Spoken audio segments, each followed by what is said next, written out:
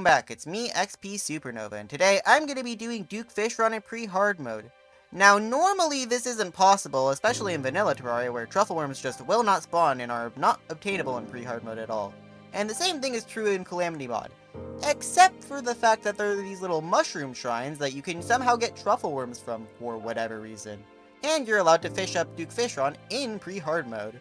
The only two rules I added for this challenge were A, no shimmer, because that allows you to break open Calamity Mod way too easily, and B, I cannot kill the Wall of Flesh, because everything after the Wall of Flesh is officially in hard mode. Now, the first major priority in this run is obviously to go find the Mushroom Shrine in the first place, but before we could do that, we obviously needed to get some good old-fashioned basic progression done, such as chopping down some good old-fashioned trees, making sure we got some of the surface chests looted, and to make ourselves some NPC housing.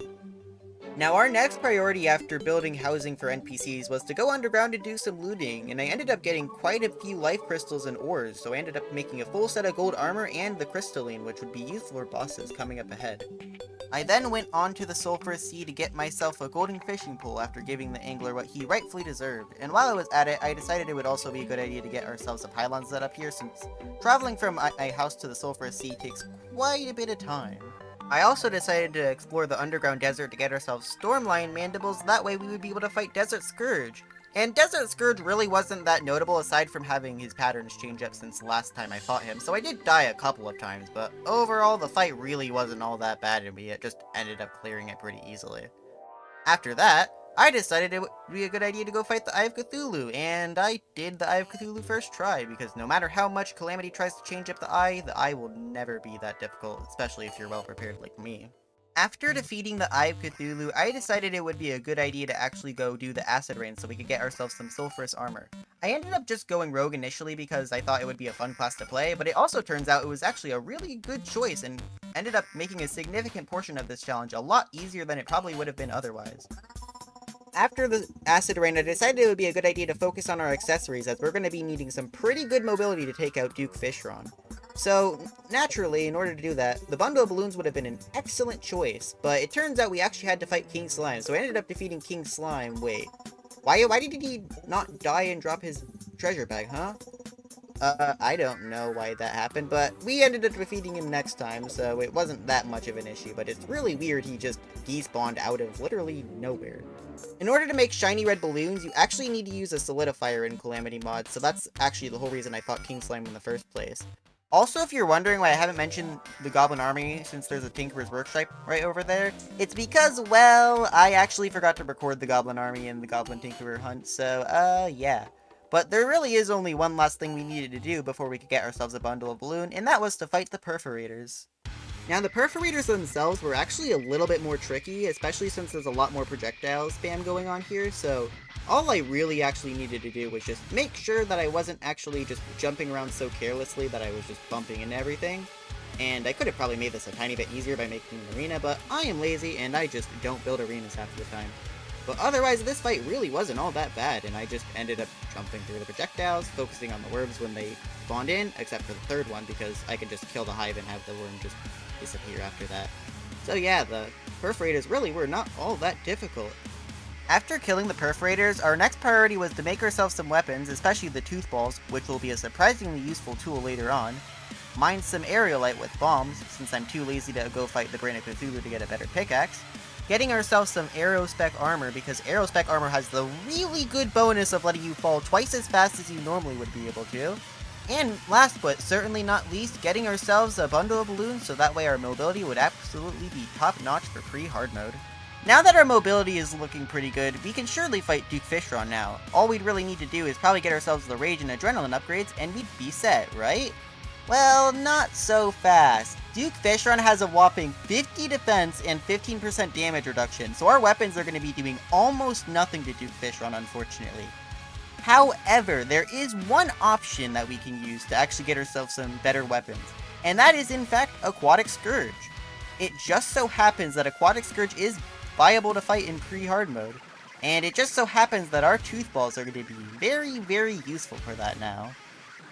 Now, despite being able to fight Aquatic Scourge in Pre-Hard Mode, he is still absolutely no joke, as he hits incredibly hard. Now, unfortunately, our mobility was still sort of lacking during Aquatic Scourge's fight, so I decided we should probably get ourselves Skyline Wings, since those always end up being pretty good in any Calamity run I end up doing. So after getting some more wings, I decided to go back to fighting Aquatic Scourge. Now, Aquatic Scourge was actually a rather difficult fight. The primary strategy here was actually to use Stealth Strikes to activate the Toothball's special effect, which has some rain clouds pop up. And it just so happens that these rain clouds actually do a lot of DPS to Aquatic Scourge, as you can see right here. That DPS is truly absurd. Now, the thing is, Aquatic Scourge is primarily a projectile spam worm boss fight, so you just gotta be very careful about how much projectiles are being spammed here. And everything here does around 100 damage each, so if you're not careful, you can just get stun locked and die pretty easily without a Cobalt Shield.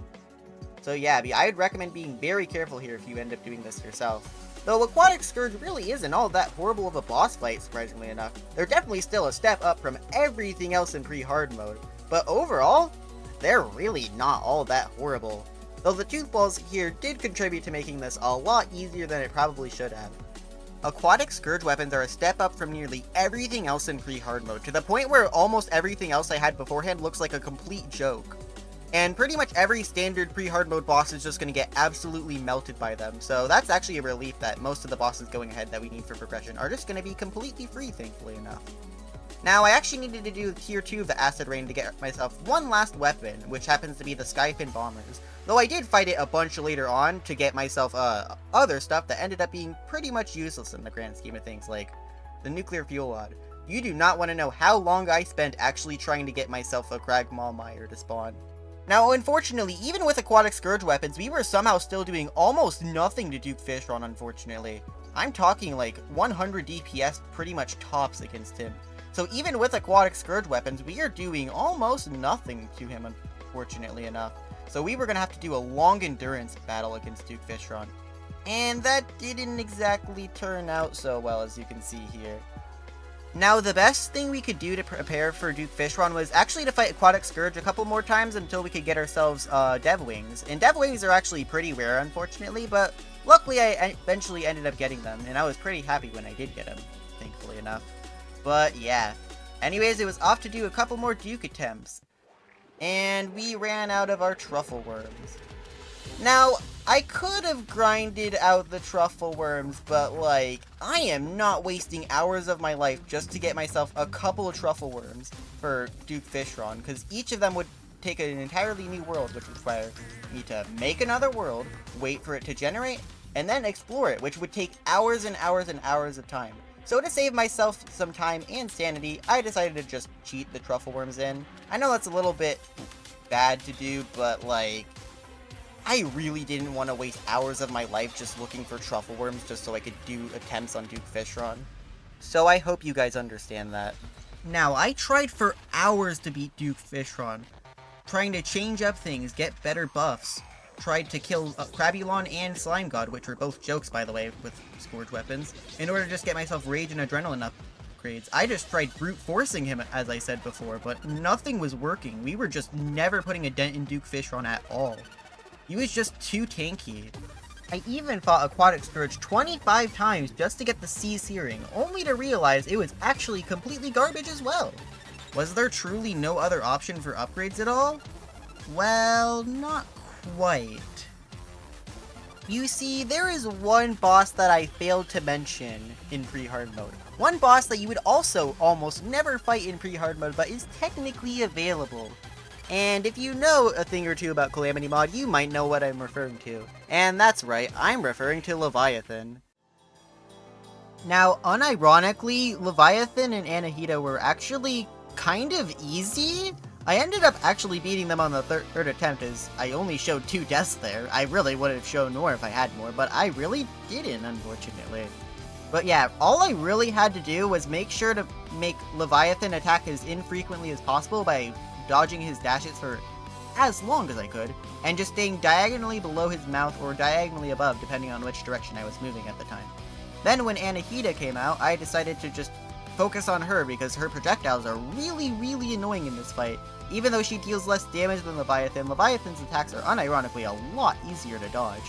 But once I got Anahita down, the fight was basically free, as dodging the meteor shots really isn't all that bad, considering our mobility is actually really solid. I mean, Dev Wings do wonders after all. Due to how quickly I actually defeated Leviathan and Anahita, I actually stood in shock for around 10 seconds. It was genuinely that surprising that I defeated them so easily. Now, defeating Leviathan and Anahita gave us some pretty major upgrades, one of the biggest of them being actually the Leviathan Ambergris, as it allows us to actually be mobile enough to actually dodge Duke Fishron in the first place. And the Leviathan was also a very good weapon for Duke Fishron, allowing us to do triple the DPS we were doing before, which was absolutely massive. And not only that, it also aims better than the Skyfin Bomber, so we can actually hit Duke Fishron reliably with them. The thing with Duke Fishron, though, is the fact that he still hits incredibly hard and is also still incredibly fast, along with spitting out quite a few more projectiles than he would in vanilla Terraria. After all, we're still doing this in Death Mode as a reminder, because I wanted to make sure this could be as difficult as I could, without trying to overly restrict myself, I suppose. Even so, Duke Fishron was not going to be a pushover no matter what we did, so all I had to do was keep on practicing and hopefully I would eventually beat him. And I actually did, but I completely forgot to record him, so I had to do even more attempts just to get one on camera. So without further ado, let me introduce you to the fight that beat Duke Fishron. Now, the thing that makes Duke Fishron so much more difficult than every other boss we've experienced previously is just his sheer amount of speed and the very little time he just gives you to rest. There is nearly no downtime, to the point where my fingers started to kinda hurt because I actually had to keep pressing keys very rapidly. My hands are fine, don't worry, but yeah. Anyways, the first phase ends up being pretty easy because you can kind of just run away from Duke Fishron for the most part without any care of where you're at the moment. But when it gets to phase 2, you actually need to start positioning the Sharknadoes just right so that way they don't get in your way when you're trying to dodge Duke Fishron, along with him being way faster during his dashes. And when phase 3 comes around, it gets a whole lot worse, because not only is he spawning Sharknadoes, he's also teleporting directly to you, so you get very little time where you can actually stay mobile during his fight. It's actually kind of horrifying how dangerous he is in the third phase. But as soon as he starts continuously dashing in Death Mode, the fight becomes a little bit easier, but you still have to keep a lot of concentration, because one fatal mistake can make you dead in this fight. So yeah, the fight was very difficult.